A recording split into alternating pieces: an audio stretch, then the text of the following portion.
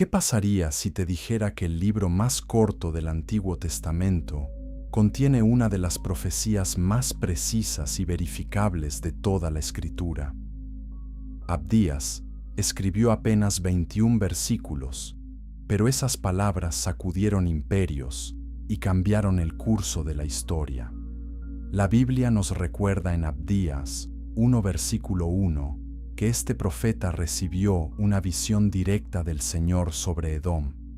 La mayoría de las personas asumen que los profetas más importantes escribieron los libros más largos, pero la historia bíblica nos muestra que Dios mide la importancia por la fidelidad, no por la cantidad de palabras. En esta narrativa avanzaremos en 3 pasos claros. Primero, descubriremos quién fue realmente Abdías y por qué su mensaje resultó tan peligroso. Segundo, exploraremos el conflicto ancestral que provocó esta profecía devastadora. Tercero, veremos cómo cada detalle de su visión se cumplió con exactitud aterradora en la historia real. Y una vez que comprendamos esta primera capa, la verdadera historia comenzará. Abdías permanece en las sombras de la historia bíblica. No conocemos su genealogía completa ni los detalles de su vida personal. Las Escrituras guardan silencio sobre su familia, su tribu o incluso la ciudad donde nació. Pero este silencio tiene propósito. Su nombre significa siervo de Yahvé o adorador del Señor, y esta definición revela todo lo que necesitamos saber. Abdías no buscaba fama personal, no construyó monumentos a su memoria, no fundó escuelas de profetas que llevaran su nombre, simplemente obedeció cuando Dios habló. Los estudiosos debaten la fecha exacta de su profecía, pero la evidencia interna del texto apunta hacia un momento específico y terrible. Abdías probablemente presenció la caída de Jerusalén ante los babilonios en el año 586 a.C. Imaginemos lo que significa estar parado entre las ruinas humeantes de la ciudad santa mientras los enemigos saquean el templo de Salomón. El profeta observa cómo los soldados edomitas, descendientes del hermano de Jacob, celebran la destrucción con risas crueles. Ven a refugiados judíos huyendo desesperadamente hacia las montañas, y los edomitas los cortan, los capturan y los entregan a los babilonios para esclavitud o muerte. En medio de este horror incomprensible, Dios le habla a Abdías. La visión llega con claridad perfecta.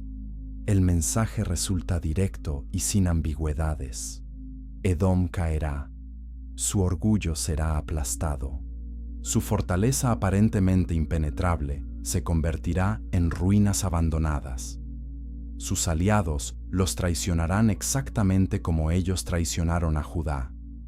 La profecía no deja espacio para interpretación alternativa. Pero aquí viene lo verdaderamente notable. Abdías entrega este mensaje cuando Edom está en su punto máximo de poder y seguridad. Las ciudades edomitas prosperan con el comercio de las rutas de caravanas. Sus fortificaciones naturales en Petra los hacen prácticamente invencibles contra cualquier ejército de la época. Acaban de participar en la conquista de Jerusalén del lado ganador. Desde cualquier perspectiva humana, predecir la destrucción total de Edom en ese momento parecería locura absoluta. Los contemporáneos de Abdías probablemente lo consideraron un fantasioso o un loco. ¿Quién puede destruir a Edom cuando ni siquiera los ejércitos más poderosos pueden alcanzar sus ciudades talladas en acantilados? Pero Abdías no profetiza por lógica humana o análisis político. Habla porque Dios habló primero. La estructura del libro de Abdías revela sofisticación literaria a pesar de su brevedad. Los primeros versículos establecen la autoridad divina del mensaje. Luego viene la acusación detallada contra Edom. especificando sus crímenes con precisión legal. La sección central describe el juicio venidero con imágenes poderosas. Finalmente, el texto concluye con promesas de restauración para Israel y la declaración triunfante de que el reino pertenece al Señor. Esta estructura no es accidental. Sigue el patrón de los tratados del antiguo Cercano Oriente, donde un rey superior confronta a un vasallo rebelde.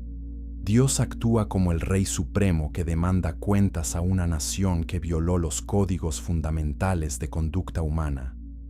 El mensaje lleva urgencia inmediata, pero también implicaciones eternas.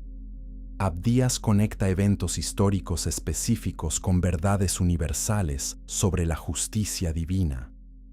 Lo que sucederá a Edom sirve como advertencia para todas las naciones y todos los individuos que eligen el orgullo sobre la humildad y la crueldad sobre la compasión.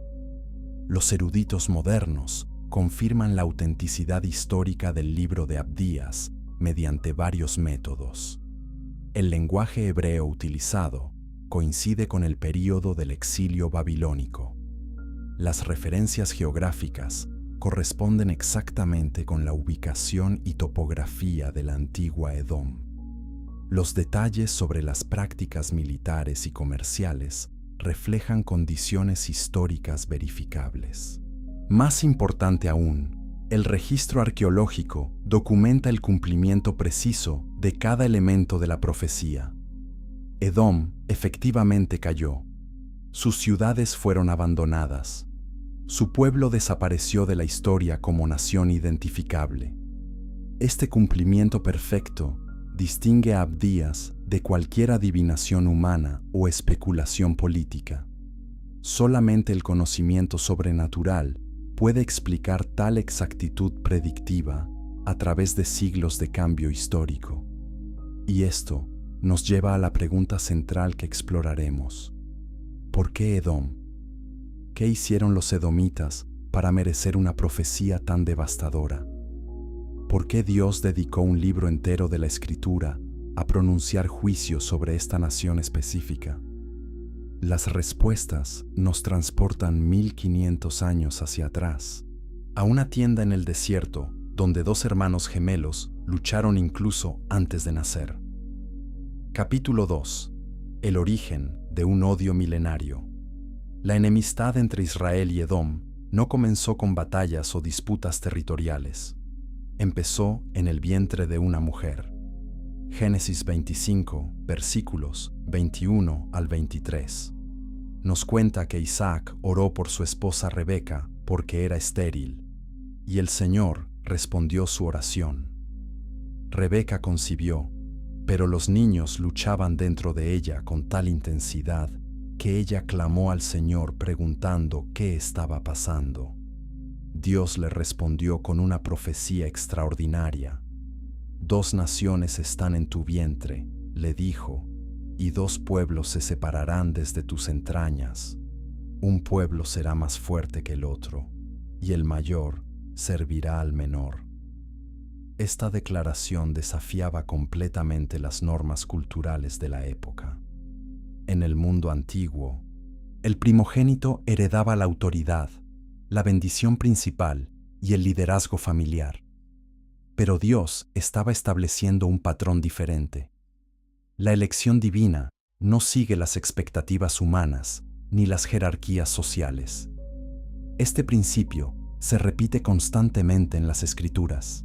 Abel sobre Caín, Isaac sobre Ismael, Jacob sobre Esaú, José sobre sus hermanos mayores, David sobre sus hermanos.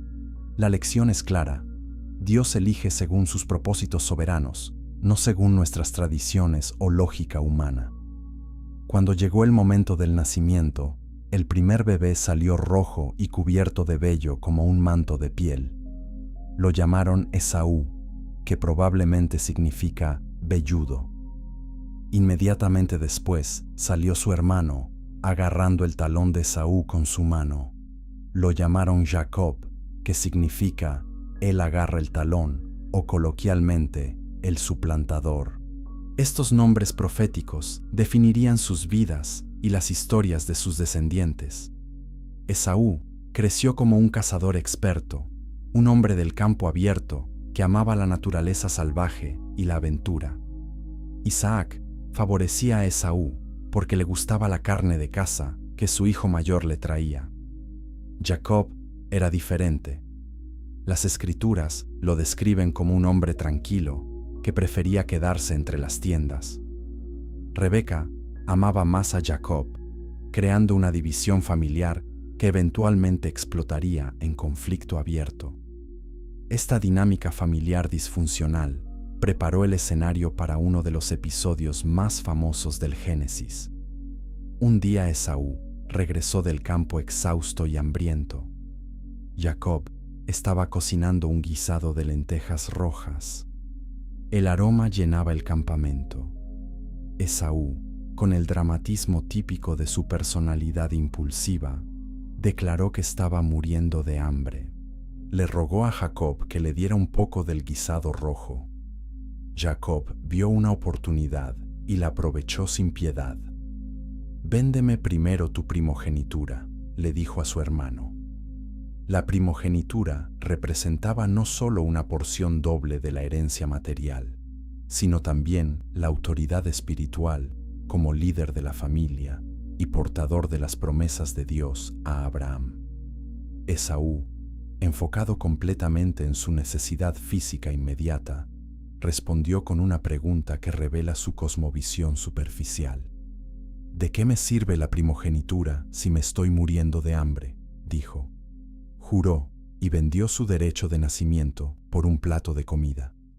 Génesis 25, versículo 34, concluye este episodio con un comentario devastador. Esaú comió, bebió, se levantó y se fue, despreciando así su primogenitura. La palabra hebrea traducida como despreciar lleva el peso de total desdén y falta de valoración. Esaú trató algo sagrado como algo sin importancia. Más adelante, el autor de Hebreos llamará a Esaú un profano, alguien que no reconoce lo santo de lo común. Esta característica definiría a sus descendientes. Los edomitas, consistentemente, valorarían lo temporal sobre lo eterno, lo material sobre lo espiritual, el poder presente sobre las promesas de Dios. La segunda gran traición vino años después cuando Isaac envejeció y sus ojos se debilitaron hasta quedar casi ciego. Isaac decidió bendecir a Esaú antes de morir. Le pidió a su hijo mayor que fuera a cazar y preparara su comida favorita, después de lo cual recibiría la bendición patriarcal. Rebeca escuchó esta conversación y actuó rápidamente. Ella recordaba la profecía de Dios antes del nacimiento de los gemelos. Creía que Jacob debía recibir la bendición. Pero en lugar de confiar en que Dios cumpliría su palabra de manera justa, Rebeca diseñó un engaño elaborado. Instruyó a Jacob para que trajera 2 cabritos para que ella preparara la comida que Isaac amaba. Luego vistió a Jacob con las ropas de Esaú y cubrió sus manos y cuello suaves con pieles de cabrito para imitar la piel velluda de su hermano. Jacob, aunque inicialmente reacio por miedo a ser descubierto y maldecido, finalmente cooperó con el plan de su madre.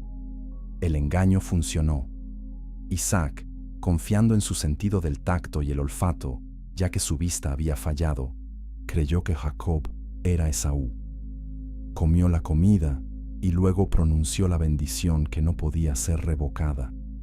Esta bendición contenía promesas asombrosas. Que Dios te dé del rocío del cielo y de la grosura de la tierra, abundancia de grano y de vino nuevo. Que los pueblos te sirvan y las naciones se inclinen ante ti. Sé Señor de tus hermanos, y que los hijos de tu madre se inclinen ante ti. Malditos sean los que te maldigan, y benditos los que te bendigan. Estas palabras transmitían autoridad espiritual y material.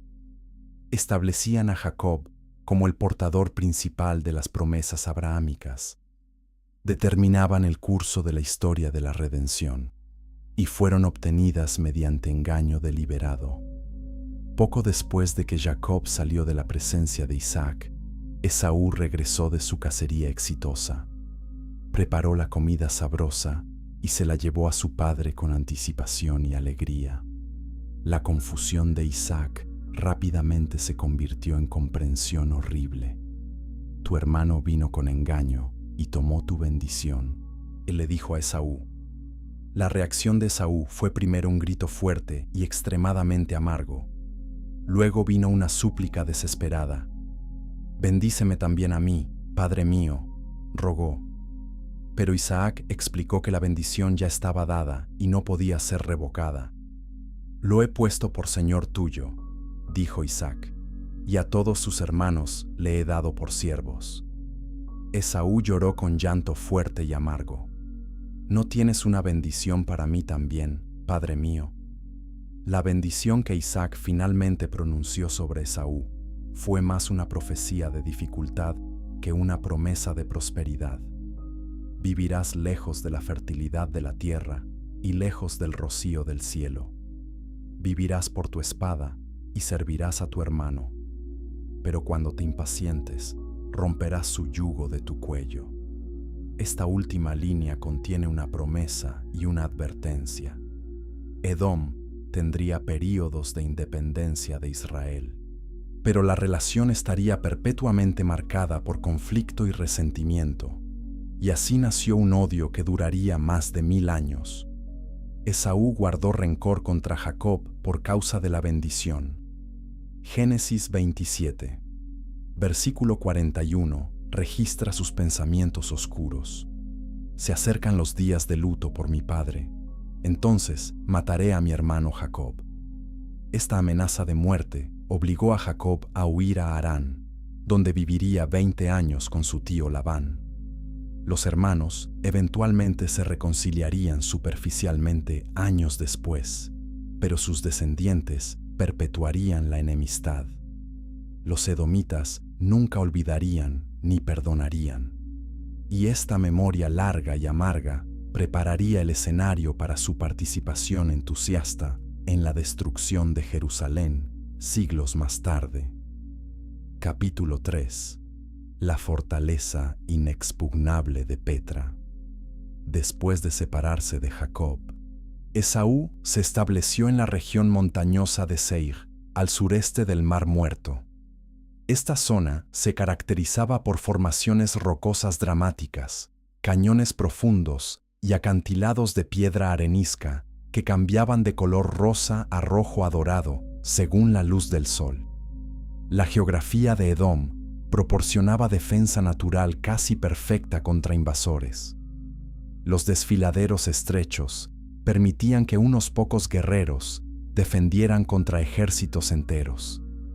Las montañas escarpadas dificultaban el movimiento de fuerzas militares grandes.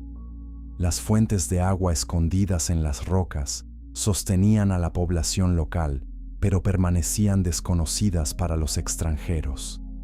Deuteronomio 2 versículos 4 y 5 documenta que Dios mismo asignó esta tierra a los descendientes de Esaú. No los provoques a guerra, le dijo Dios a Moisés sobre los edomitas, porque no les daré de su tierra ni siquiera lo que pisa la planta de un pie. He dado el monte Seir como posesión a Esaú.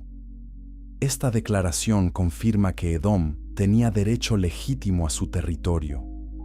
Dios respetaba las fronteras nacionales que él mismo había establecido. Israel no tenía mandato para conquistar Edom como conquistaría Canaán.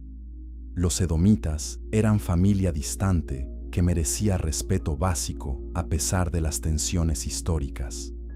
La ciudad más famosa de Edom era Petra, aunque este nombre griego que significa roca vino más tarde. Los edomitas la conocían por otro nombre perdido en la historia. Petra representaba una maravilla de ingeniería antigua. La ciudad entera estaba tallada directamente en los acantilados de piedra arenisca, Los constructores crearon templos elaborados, tumbas monumentales, un anfiteatro romano que podía sentar miles, sistemas de canales sofisticados para recolección y distribución de agua, y residencias en múltiples niveles excavadas en las paredes de roca.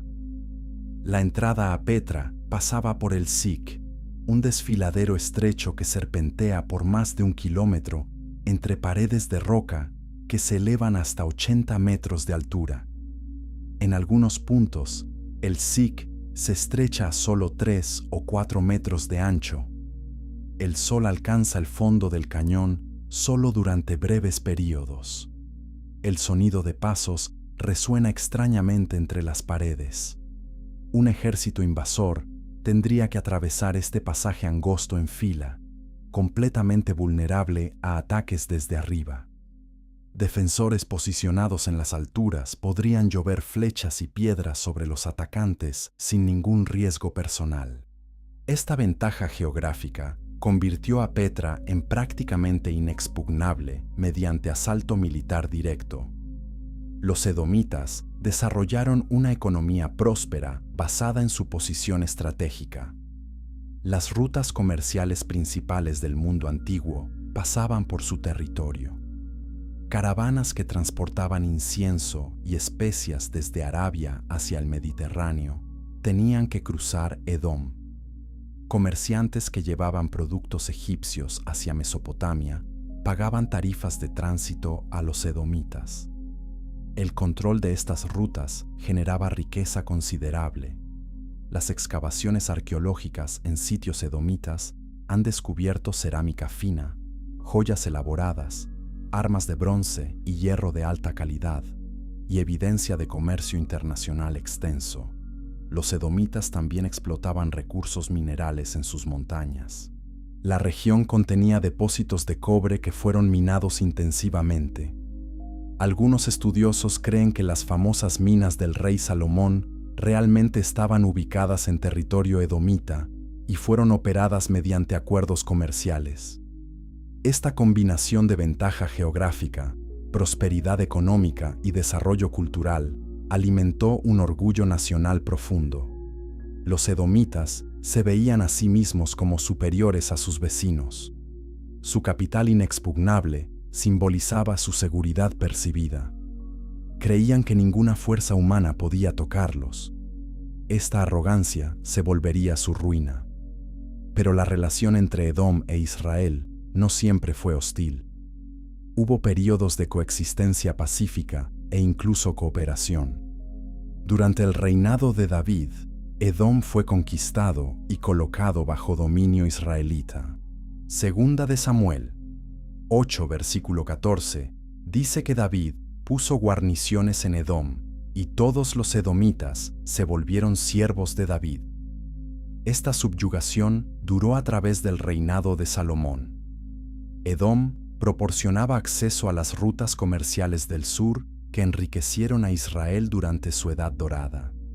Sin embargo, en el tiempo del rey Joram de Judá, Edom se rebeló y estableció su propio rey.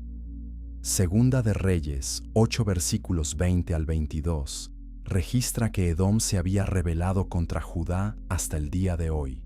Esta independencia restaurada fortaleció el sentido de identidad nacional edomita. Se veían a sí mismos como habiendo roto el yugo, exactamente como Isaac había profetizado a Esaú. La profecía parcialmente cumplida reforzó su confianza en su propio poder. Olvidaron o ignoraron que la misma profecía advertía de futura servidumbre bajo ciertas condiciones. La evidencia arqueológica revela detalles fascinantes sobre la cultura edomita. Adoraban a un dios principal llamado Kos, cuyo nombre aparece en muchos nombres personales edomitas. Practicaban sacrificios animales similares a otras culturas cananeas. Sus prácticas religiosas incluían elementos que los profetas de Israel condenaban como abominaciones. Isaías 21, versículos 11 y 12, contiene un oráculo sobre Edom, donde el profeta usa el nombre poético Duma, que significa silencio, y sugiere juicio venidero. Isaías 34 dedica un capítulo entero a la destrucción de Edom, usando lenguaje apocalíptico para describir el derramamiento de la ira divina. Estos oráculos más tempranos prepararon el escenario para el mensaje más concentrado de Abdías. Pero en el momento cuando Abdías profetizó, Edom todavía se erguía orgulloso y seguro. Sus ciudadelas de roca parecían eternas. Su riqueza fluía de las caravanas interminables. Sus guerreros tenían reputación de fiereza. Desde cualquier perspectiva humana, la idea de que Edom sería completamente destruido y borrado de la existencia nacional parecía ridícula. Sin embargo, las Escrituras estaban a punto de revelar que ninguna fortaleza, sin importar cuán impresionante, puede resistir cuando Dios decreta su caída. La pregunta que debemos hacernos es qué específicamente provocó este juicio divino.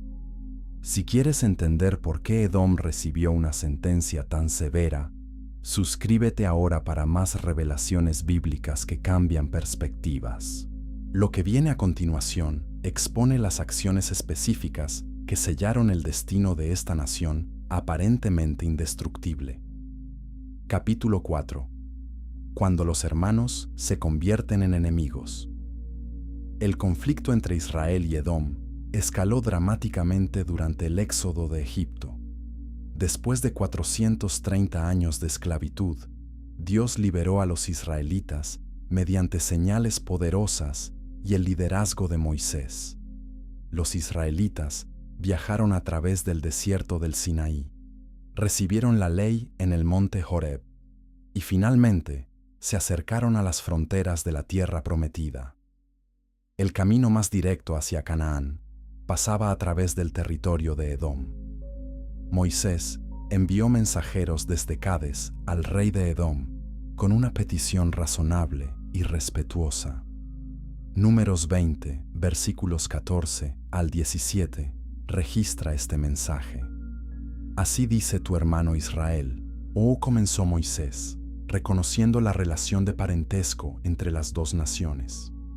Explicó las dificultades que Israel había sufrido en Egipto y cómo Dios los había liberado.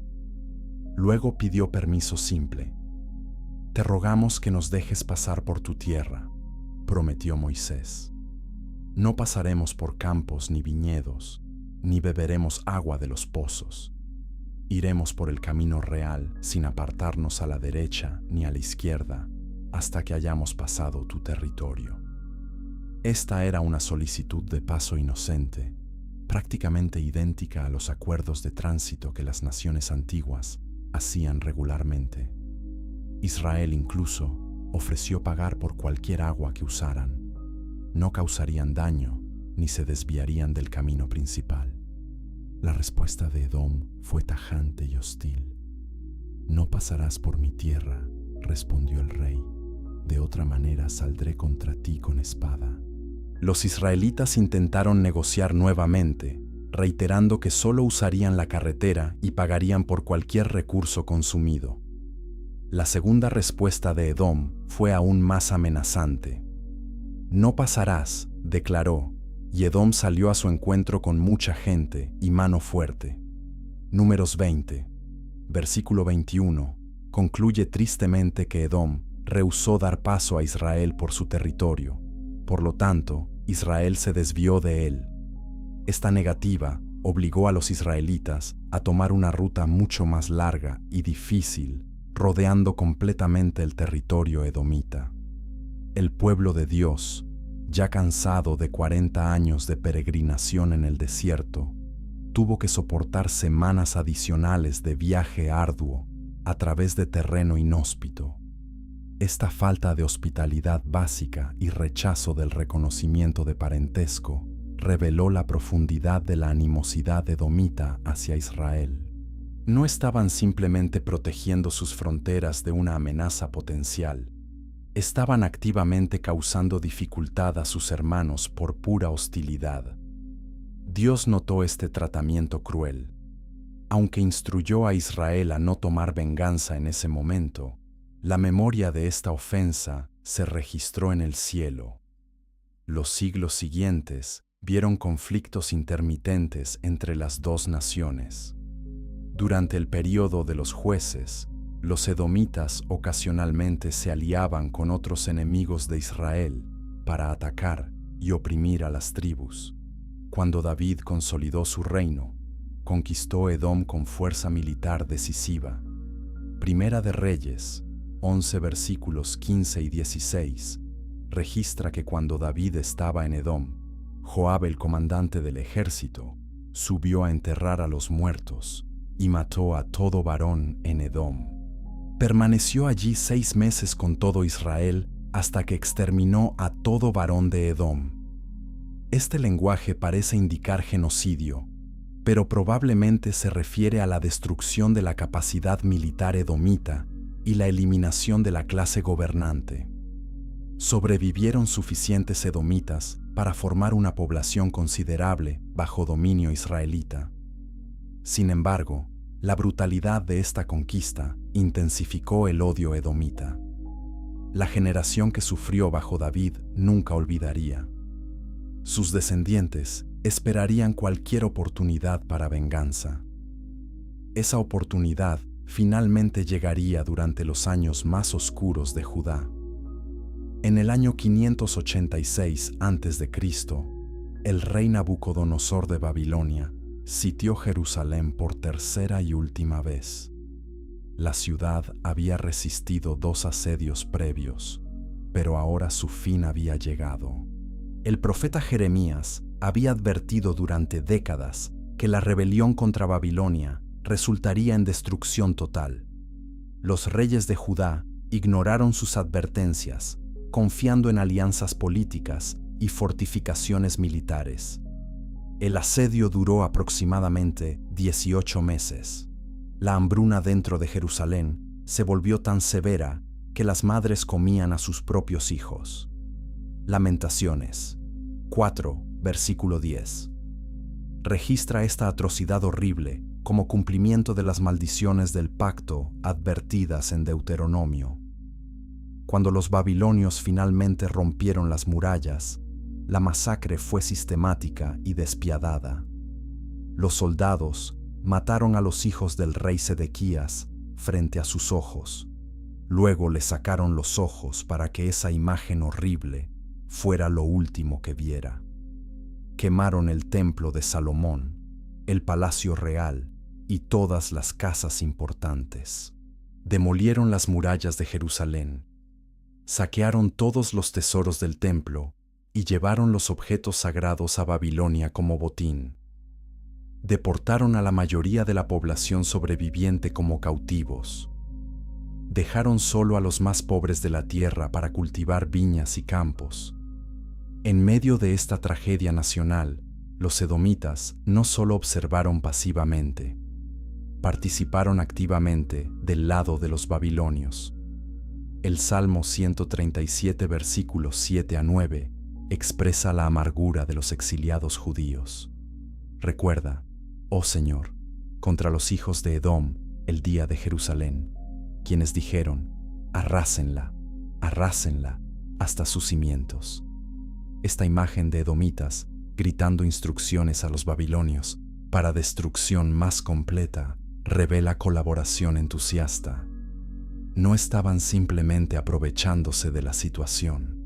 Estaban celebrando activamente la caída de sus hermanos. Lamentaciones 4, versículo 21, advierte proféticamente a Edom. Regocíjate y alégrate, hija de Edom, que habitas en la tierra de Uz. La copa también pasará a ti. Te embriagarás y te desnudarás.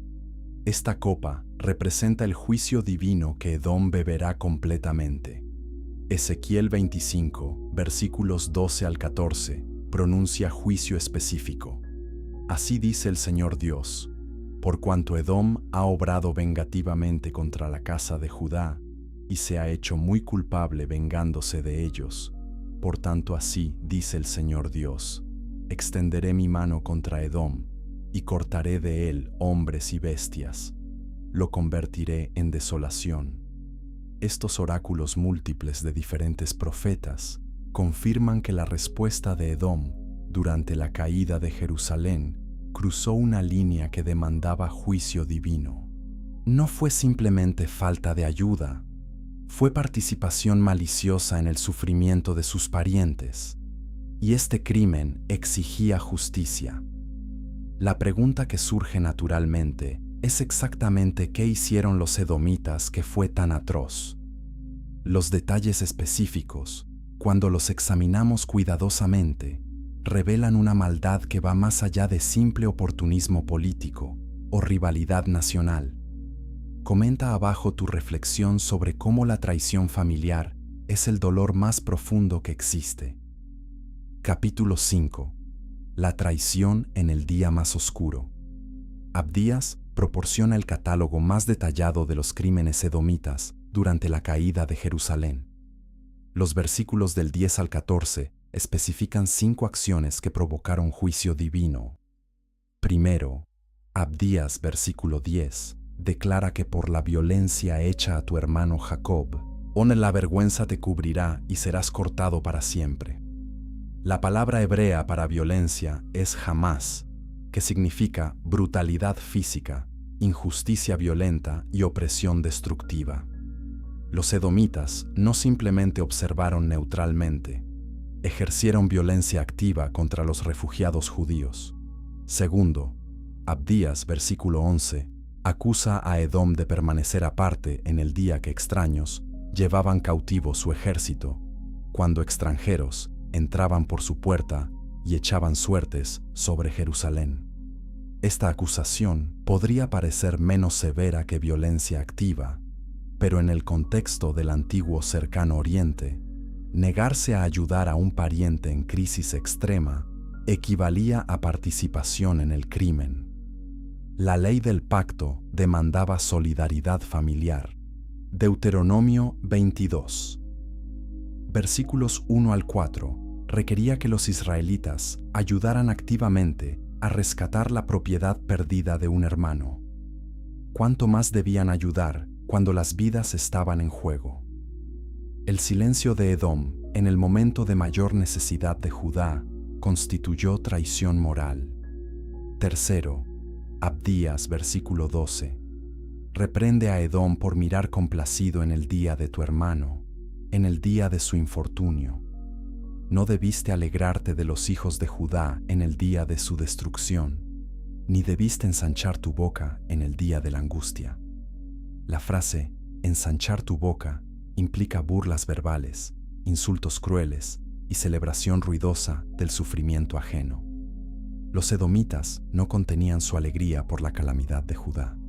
Gritaban, se mofaban y expresaban satisfacción maliciosa. Esta falta de compasión básica revela dureza de corazón extrema. Proverbios 17, versículo 5, advierte que el que se burla del pobre afrenta a su hacedor, y el que se alegra de la calamidad no quedará sin castigo. Los edomitas violaron este principio fundamental de moralidad humana.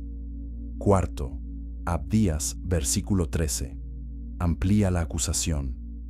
No debiste entrar por la puerta de mi pueblo en el día de su calamidad, ni debiste recrear tu vista en su aflicción en el día de su calamidad, ni debiste echar mano a sus bienes en el día de su calamidad.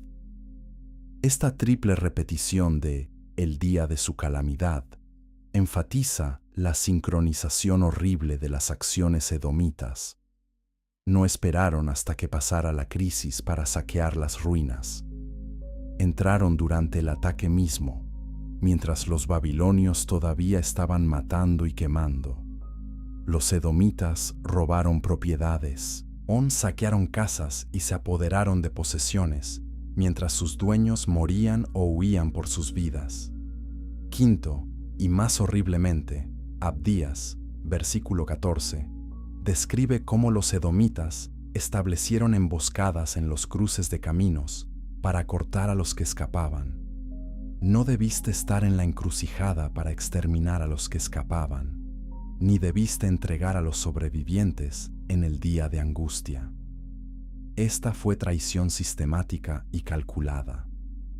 Los edomitas conocían el terreno mejor que los babilonios.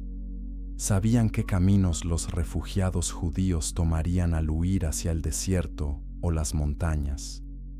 Posicionaron guerreros en estos puntos estratégicos, específicamente para interceptar a familias desesperadas tratando de escapar. Capturaron a estos refugiados y los entregaron a los babilonios para esclavitud o ejecución. Esta acción convirtió a Edom en cómplice directo del genocidio babilónico contra Judá. No fueron simplemente espectadores oportunistas. Fueron colaboradores activos en la destrucción de su propia familia extendida. El horror de esta traición es difícil de exagerar. Imaginemos la escena desde la perspectiva de una familia judía. Los padres toman a sus hijos pequeños y huyen de Jerusalén en llamas. Han visto a sus vecinos asesinados. El templo está ardiendo. Los gritos de los moribundos llenan el aire. Corren hacia el desierto, esperando encontrar refugio temporal hasta que pase el peligro inmediato. Mientras viajan por caminos familiares, ven figuras bloqueando el sendero adelante. Por un momento podrían sentir alivio, pensando que tal vez son otros refugiados. Pero al acercarse, reconocen el idioma y la vestimenta. Son edomitas, descendientes de Esaú, relacionados por sangre que se remonta a Isaac y Abraham. Seguramente estos parientes permitirán el paso o incluso ofrecerán ayuda. En cambio, los edomitas los rodean con armas desenvainadas. Los capturan, los atan y los marchan de regreso hacia los soldados babilonios. Los niños lloran. Los padres ruegan misericordia. Los edomitas se ríen y los empujan adelante hacia la esclavitud o la muerte. Esta escena se repitió innumerables veces en los caminos que salían de Jerusalén. Las Escrituras no especifican cuántos judíos fueron traicionados de esta manera, pero el hecho de que múltiples profetas lo mencionan indica que fue generalizado y memorable. El trauma de esta traición se grabó en la memoria nacional judía. Siglos después, durante el período entre los testamentos, los descendientes de los edomitas, llamados idumeos, continuarían teniendo relaciones conflictivas con los judíos. Herodes el Grande, quien gobernaría Judea durante el nacimiento de Jesús, era idumeo. Su crueldad al ordenar la matanza de los niños en Belén ecoaba el carácter de sus ancestros edomitas. La pregunta teológica que surge de estos eventos es por qué Dios permitió tal sufrimiento de su pueblo escogido y tal crueldad de parte de los edomitas. Las Escrituras responden que el exilio babilónico fue juicio divino sobre la idolatría persistente de Judá y la violación del pacto mosaico. Los profetas habían advertido durante generaciones que la infidelidad resultaría en destrucción y exilio. Deuteronomio 28 enumera las bendiciones del pacto por obediencia y las maldiciones por desobediencia, incluyendo conquista por naciones extranjeras y deportación. Judá había experimentado las bendiciones bajo reyes fieles como Josías. Ahora experimentaban las maldiciones bajo reyes rebeldes como Sedequías. Pero esto no excusa las acciones de Edom. Dios a menudo usa naciones pecaminosas como instrumentos de juicio contra su pueblo cuando se rebelan, pero luego juzga a esas naciones por su crueldad excesiva y sus motivos malignos. Isaías 10 versículos 5 al 19 ilustra este principio con Asiria. Dios llama a Asiria la vara de mi ira, pero luego promete castigarlos porque su intención era destruir por el placer de destruir, no cumplir propósitos divinos. Similarmente, Dios usó a Babilonia para juzgar a Judá, pero luego juzgó a Babilonia por su arrogancia y crueldad, y ahora le tocaba el turno a Edom. Capítulo 6. La visión que cambió la historia. La profecía de Abdías comienza con autoridad divina inequívoca. Visión de Abdías, declara el versículo 1. Así dice el Señor Dios acerca de Edom. Esta introducción doble establece tanto la experiencia personal del profeta como la fuente última del mensaje. Abdías no está ofreciendo opinión política o especulación humana. Está transmitiendo revelación directa de Yahvé, el Dios del pacto. La palabra hebrea para visión es azón, que se refiere a percepción sobrenatural, no a sueños vagos o intuiciones subjetivas. Los profetas experimentaban azón cuando Dios les mostraba verdades sobre situaciones presentes o eventos futuros que no podían conocer mediante observación natural. Esta visión específica concernía a Edom y contenía noticias de un mensajero enviado entre las naciones diciendo: «Levántense y levantémonos contra ella en batalla». La imagen es de Dios, convocando a las naciones para ejecutar juicio sobre Edom. Este tema de Dios controlando las fuerzas históricas aparece consistentemente en la literatura profética. Dios levanta naciones y las derriba según sus propósitos soberanos. Ninguna fuerza militar se mueve excepto que Él lo permita o lo ordene. Esta perspectiva desafía la visión secular de la historia como meramente el resultado de fuerzas económicas, ambiciones políticas y poder militar. Las Escrituras insisten en que hay una mano divina guiando los asuntos humanos hacia conclusiones predeterminadas. Abdías, versículo 2, pronuncia la sentencia inicial. He aquí, te haré pequeño entre las naciones. Serás muy menospreciado. Edom, que se enorgullecía de su posición y reputación, sería reducido a insignificancia. La frase «te haré» enfatiza la acción divina directa. Esto no es consecuencia natural de procesos históricos impersonales. Es intervención sobrenatural específica. El versículo 3 identifica la raíz del problema de Edom. La soberbia de tu corazón te ha engañado. Tú que habitas en las hendiduras de las peñas, cuya morada es alta, que dices en tu corazón: ¿quién me derribará a tierra? Esta es diagnosis psicológica y espiritual penetrante. El orgullo de Edom no era simplemente confianza nacional o patriotismo saludable. Era arrogancia basada en falsa seguridad. Sus fortificaciones naturales les habían dado ilusión de invulnerabilidad. Miraban sus ciudades talladas en roca y concluían que ninguna fuerza podía tocarlos. Esta actitud refleja lo que los griegos antiguos llamaban hibris, orgullo arrogante que desafía a los dioses y provoca némesis inevitable. Las Escrituras consistentemente advierten contra el orgullo como el pecado más fundamental. Proverbios 16, versículo 18, dice que antes de la destrucción va el orgullo, y antes de la caída, la altivez de espíritu. Proverbios 29, versículo 23, advierte que la soberbia del hombre lo abate, pero el humilde de espíritu obtiene honra. Abdías, versículo 4, intensifica la declaración con hipérbole dramática.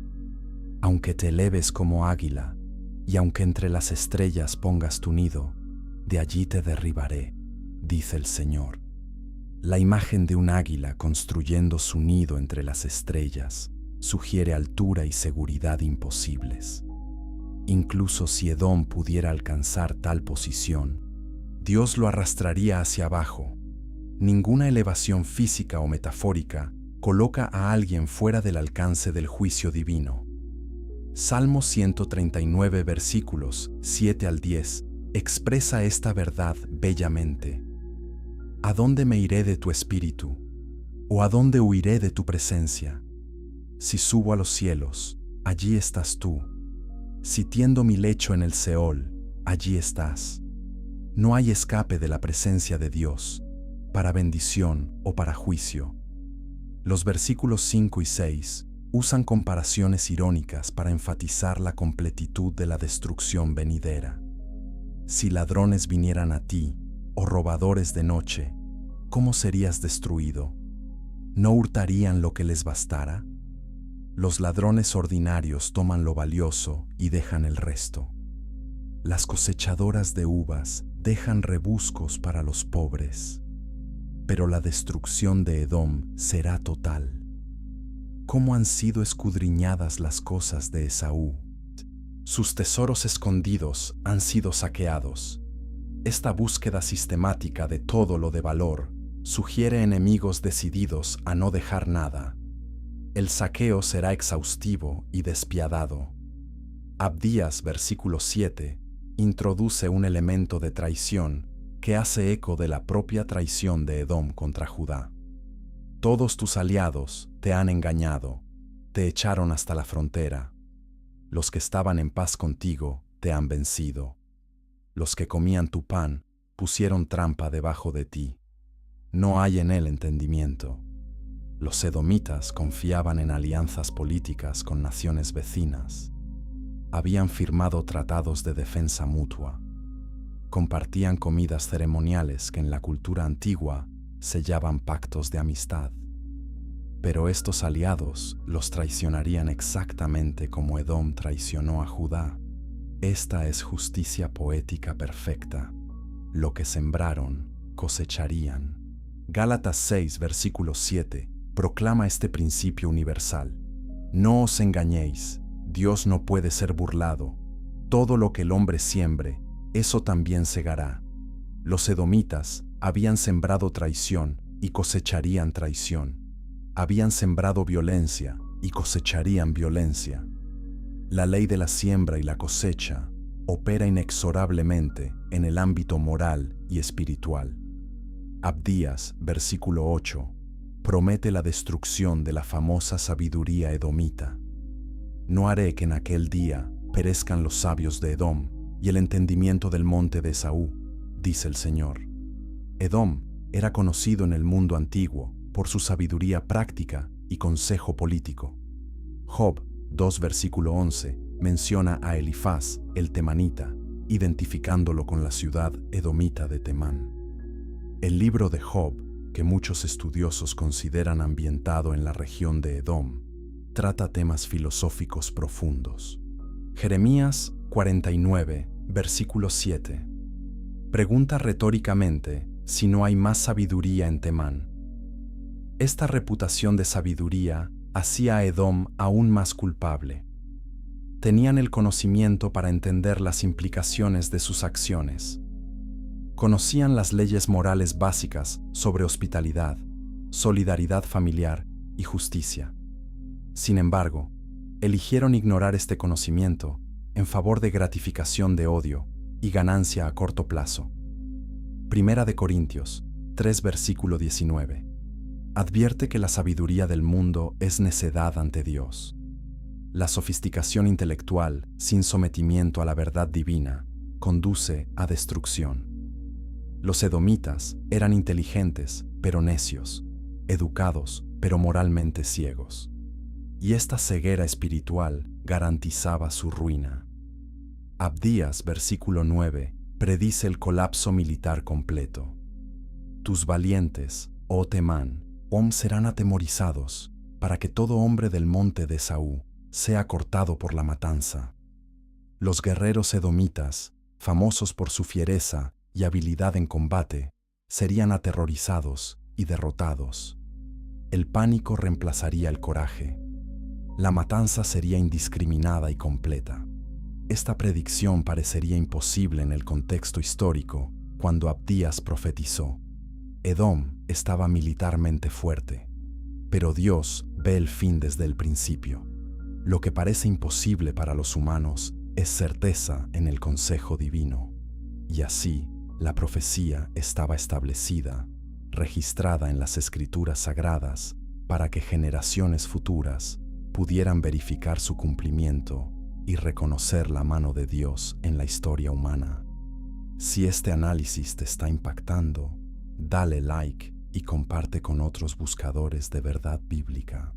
Lo que sigue revelará exactamente por qué el orgullo es el pecado que Dios más aborrece. Capítulo 7. El orgullo que precede la caída. El orgullo de Edom no era simplemente confianza nacional o aprecio por sus logros.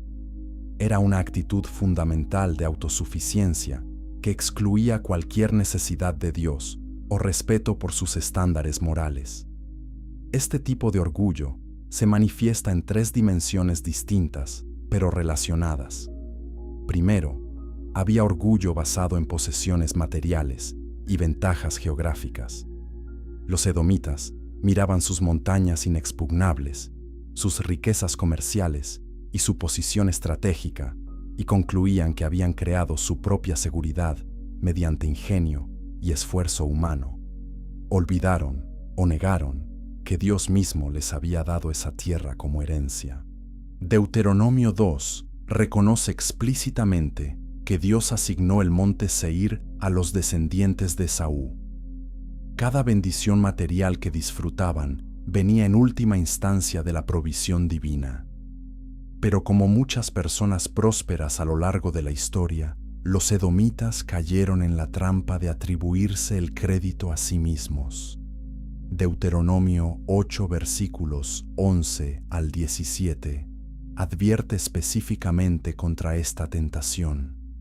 Después de describir la prosperidad que Israel disfrutaría en la tierra prometida, Moisés advierte cuidado de no olvidarte del Señor tu Dios.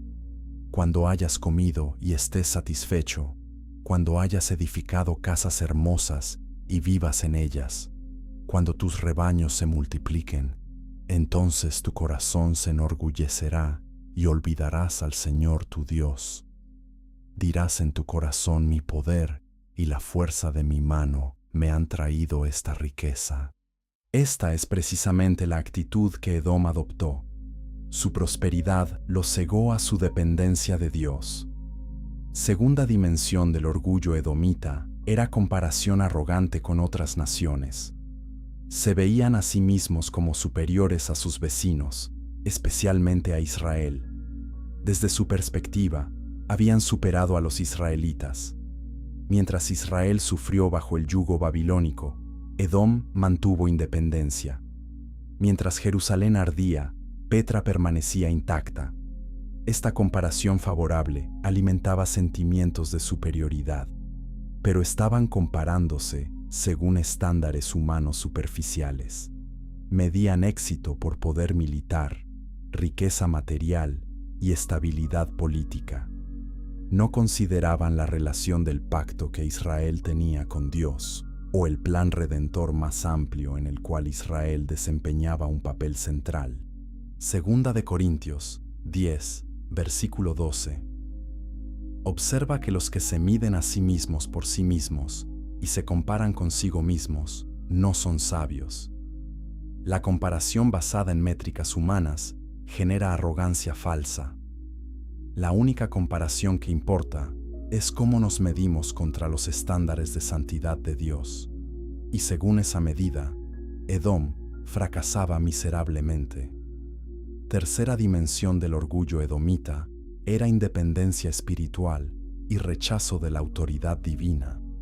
No simplemente ignoraban a Dios, activamente desafiaban sus propósitos. Cuando Dios estaba disciplinando a Judá por sus pecados, Edom interfirió con malicia.